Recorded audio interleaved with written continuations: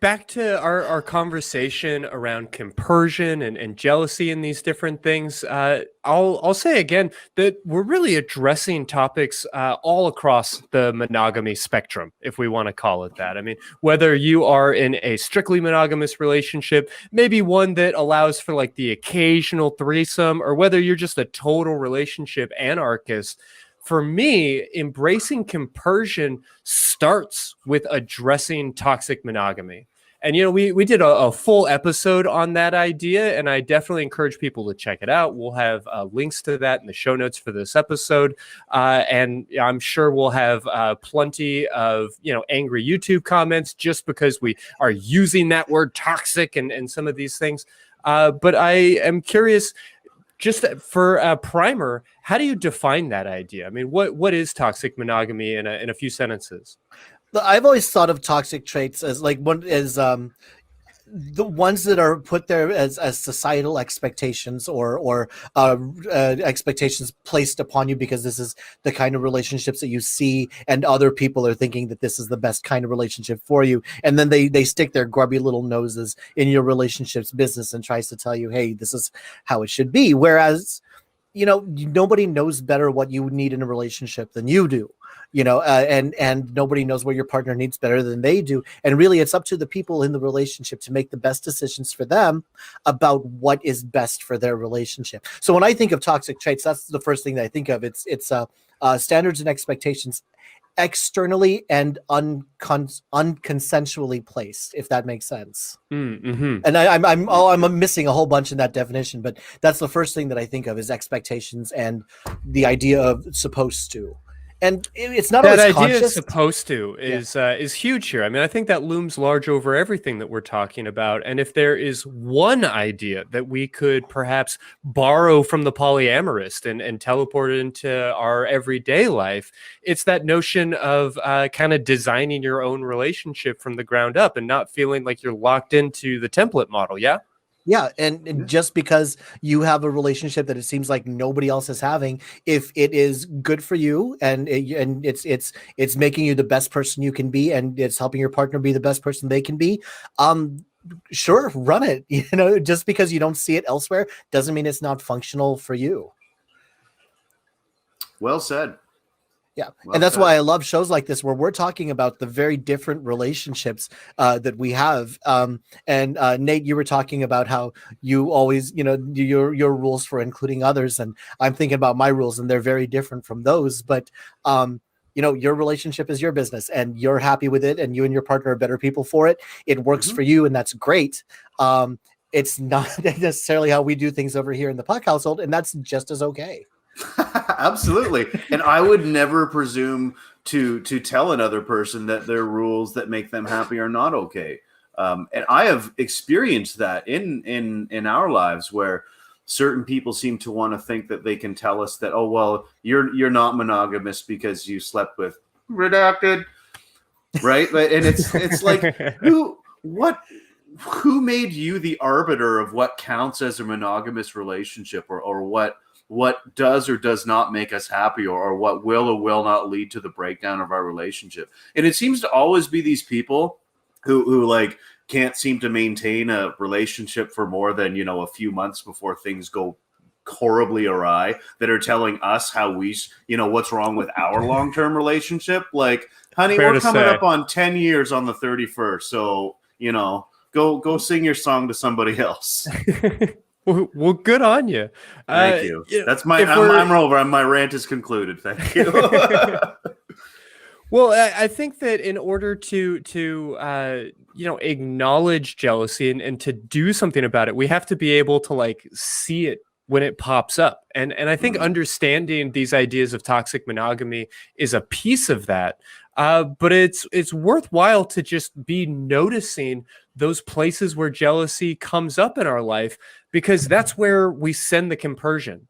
I think about compersion in much the same way I think about compassion. That word compassion just means being with the pain. It doesn't necessarily mean that things don't hurt. It doesn't mean that life isn't hard anymore. It just means that you identify where that hurt is, and that's where you send your nurturance. That's where your kindness goes. That's where your compassion goes. So if compersion is sort of like the white blood cells, or the anything that is like just restorative and healing, we have to kind of send it to where that jealousy is, and where that jealousy pops up. Do y'all have any thoughts about how to identify jealousy in your own lives, or moments where maybe you're being a little bit controlling, or maybe you're not respecting your partner's autonomy in those same ways? Being so far into it now, and being so mindful of it, I have to like go way back in my thinking about how I handled past relationships, and to an extent the ones I have now way back in the beginning. I suppose we should start first by saying that jealousy is like completely natural, and it's an emotional response. And just because we're not at all saying that jealousy is bad, and if you feel jealousy at all, then there's something like very wrong with it. No, it's going to happen.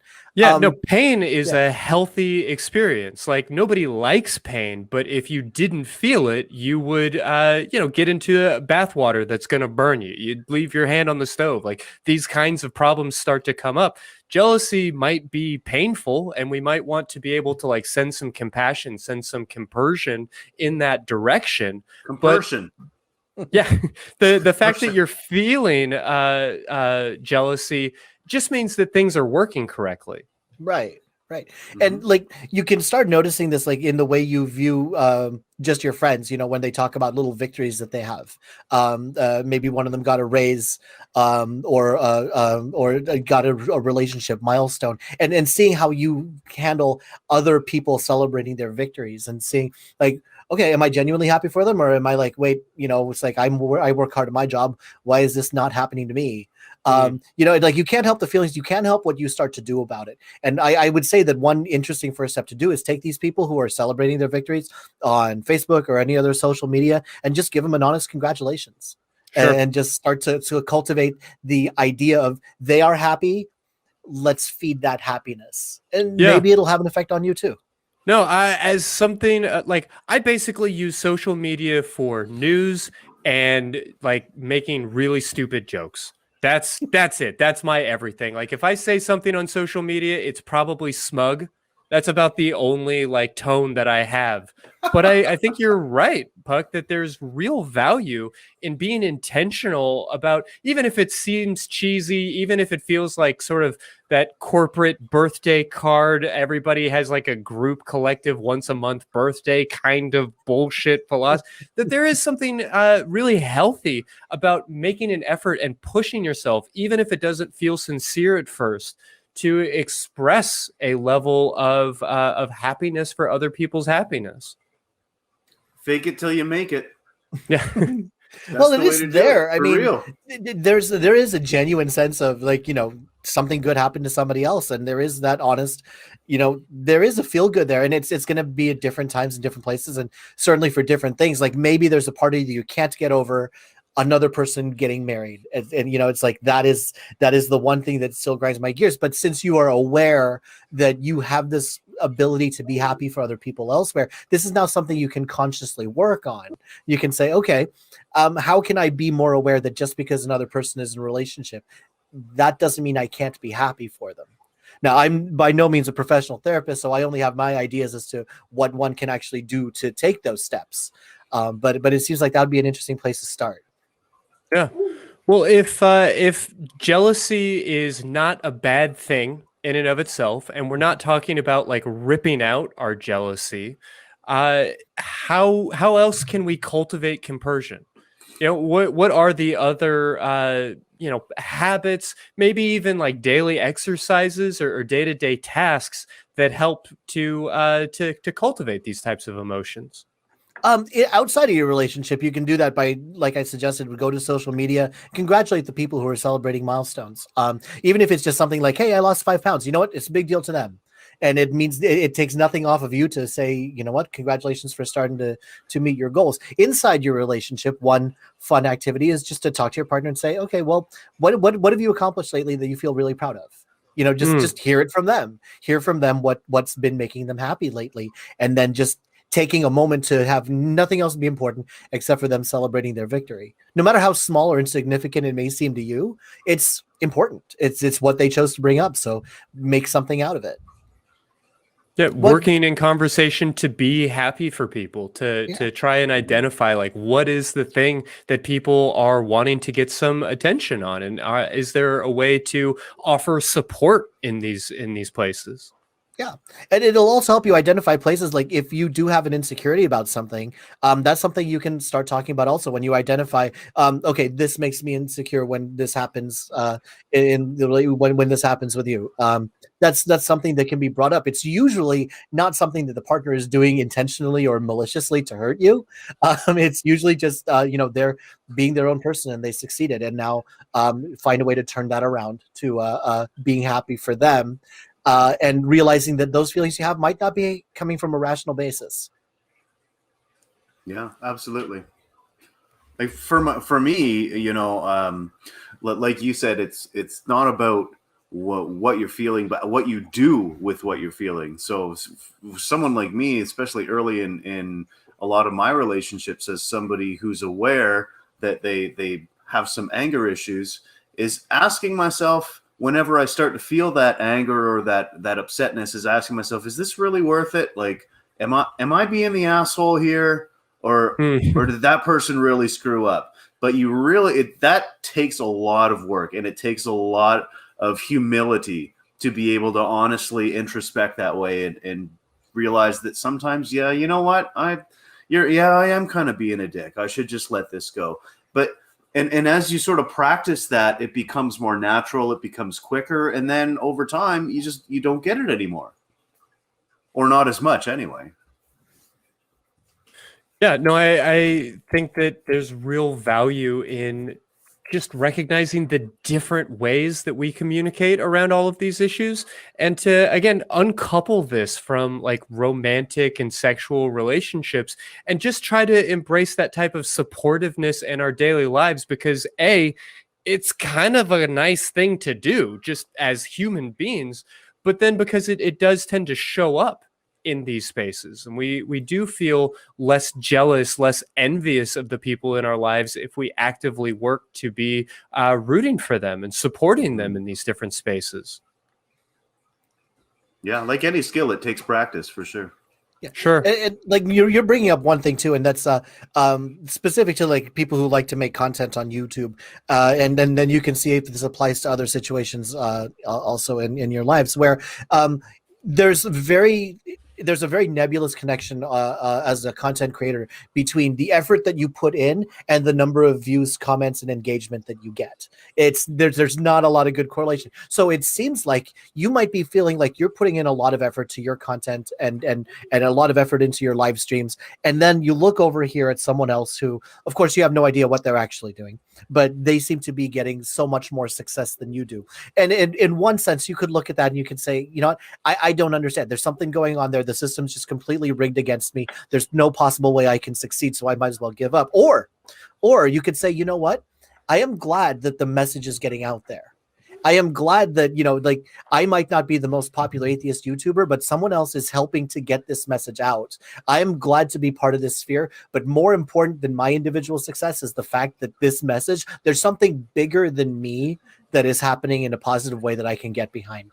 So there's a good specific example that we can talk about, how to turn that jealousy into something a little more positive. Mm-hmm.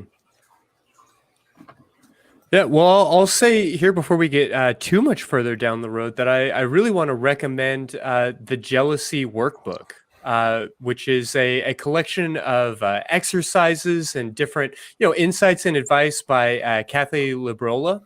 And I'll make sure to have a link to that in the notes attached to this episode. But that book is a really meaningful way of just looking at the way we interact with our partner and maybe the sense of ownership that we often feel, and helping to decouple from that. I think we so often see our emotions as maybe out of our control, or as maybe being like the responsibility of the thing that set them off in the first place. If our partner makes us feel jealous, then it's somehow their responsibility or their mistake. And the fact of the matter is, we are in control of our emotions more so than we realize. And I don't just mean like managing your anger or managing your behavior in the distinction that Nate was making a moment ago. But I think that we can actually cultivate specific emotional experiences. And the fact that you are feeling jealous doesn't make that jealousy noble. It doesn't make it inevitable. I mean, it's valid, and if it's occurring, that's okay. You don't necessarily need to rip it out and root and stem, but it is within your power to make some changes there. Absolutely. Well said. And that's kind of what I was trying to get at is sort of self-regulating there. Mm-hmm. But you said it much better than I did. That's probably that's why Christy's got the degree. Yeah, I know, something this is- like that. This is why it always feels just a little tiny awkward, because like I can talk about my personal experiences, what I've done, and what's worked for me and the people that I know. But Christy over here is the champion. He's the one with the expertise, the knowledge, and how to apply it to more people's lives than just mine. I mean, I've read a bunch of good books, and I'm very proud of that fact, but you can read all the books in the world, and jealousy will still hit you in the mouth if you aren't prepared for it. And so I think having those personal experiences and finding something that fits for you is incredibly valuable. But in any case, we've talked around a number of different things. We've been kind of touching on the idea of autonomy and how that is a factor in jealousy. Maybe that expectation, that sense of like ownership or control or even obligation to one another that we have in relationships. And I feel like one of the challenges here is that we so often confuse autonomy and distance. When people say like, oh, they're a very autonomous couple or they have a very autonomous relationship, I think that maybe brings up this idea that they don't spend a lot of time together. And I would just say for my own part, I'm in perhaps the most autonomous relationship I've ever been in. Like we have the most amount of freedom to be ourselves, of permission to do what we want to do.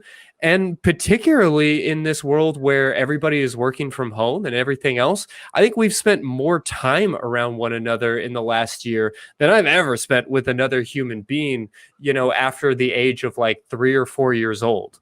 And so autonomy and distance aren't the same thing, but they get confused. So what are some examples of that distinction that y'all might be able to help draw out here? I keep on talking that my partner and I have very different interests and whatnot. But one thing that we always have is that we share those with each other, right? She likes to do shows and theater and choir and whatnot. I don't, but that doesn't mean that I'm not going to be there to support the shows when they happen. I try to go to as many as I can and help rehearse or anything else that I can do to help further that, even though it's their own interest, right? So just because you're pursuing your own interest does not necessarily mean the other person is not a part of it. And it also doesn't mean that just because you have a lot of these, that there aren't things that you're not doing together. One thing that I always like having in my relationship is a big goal, something that you're working on long term. You chip away at it whenever you have free time. It's something that you always have together. So even though it's not constant, it's always still there. There's still something that's holding you together as a couple, even though you're doing a number of things completely separate. So yeah, I see where that you can kind of get that idea where you hear about a couple that it seems like they never do anything together, but no, there's a lot of times when they're probably doing something just behind the scenes that they do just for them. Well, and frankly, the ability to have autonomy, the ability to watch the shows that you enjoy, to have the experiences that you enjoy, to have permission to have your own thoughts and opinions and feelings, that those boundaries make it a lot more pleasant to be around somebody, right? Like if you are feeling controlled, if you feel like you do not have good autonomy in a relationship, that relationship is going to include a lot of avoidance. And, not for nothing, but if you are in a relationship right now and you're listening to this and you feel as if your partner never has time for you, never wants to share in your activities or things like that, it might be worth asking yourself the question, is this person avoiding me because that's the only way that they feel like they can have autonomy? That's the only way they feel like they can be themselves, is to not be around me. You're reminding me of one of the early struggles in our relationship. They never they never talk about this. They never teach you how to be alone together, where you're not necessarily doing anything, they're not necessarily doing anything, but you also don't feel, you eventually get to the point where you don't feel like you need to be entertaining each other through that. You can be on the couch doing your own thing, they can be on the couch doing their own thing, but sometimes it takes a while for a relationship to get to that point, because when you're dating, you feel like, oh, this is the time we have together, I need to be on entertain mode, or at least available in case they want to do something. And to be able to make that turn in the relationship, to be alone together, I can't think of a better word for it, so you get that oxymoron. To learn to do your own thing and not have it diminish the relationship in any way takes a little practice, takes some getting used to, but we got there. And it's so worth it when you do eventually get there, if you can be in the same room and they could be watching, say, an anime, which I friggin' hate anime. I can't stand it, but I could pop in some headphones and I can play on the Switch, and we can be in the same room and be doing completely different things, right? But we're still together, right? So it's like it's not like autonomy and distance are necessarily the same things. We take separate vacations. I go into the bush for at least 3 days a year and go hunting. And my partner hates camping, can't stand it, doesn't want to be outside, hates bugs, right? But he can go to his friend's house and they can watch all the Sailor Moon anime they want, and I can go into the bush with a bottle of whiskey and not shoot a damn thing. And it's great. We're stronger partners for it. So that notion that you need, like Puck said, like that you need to always be together and always working for each other, like it's really a fallacy. It's not real, man. No, especially when we here in Texas are perhaps looking at more lockdowns and looking at more quarantine experiences and things like that. It's worth recognizing the value in that type of parallel play, that ability to be in a space together without necessarily directly interacting. But, I mentioned, if your partner is avoiding you, or if you have that experience of they don't want to share in activities with you, it might possibly be a sign that they don't feel like they have that autonomy. They don't have that freedom. Are there any other red flags or maybe emotions or signs that we might notice in ourselves when we are in a relationship that doesn't have a good understanding of boundaries and autonomy? What tips might y'all recommend here for just noticing those feelings? I think when you notice, one thing is if you're starting to ask for the space or starting to do things without talking about the underlying reasons why, or feeling like you can't bring up the underlying reasons why. I might feel, we've been around each other a little too much this weekend. I'm going to go to the bookstore for a couple of hours. And without talking about, yeah, sure, bookstores are fun. You can definitely spend some time there. But then you got to really figure out, what is it that's making me feel like I can't be here? And I would say one of the big red flags is if you feel that can't be brought up, or if you feel that your partner isn't receptive to even having that conversation.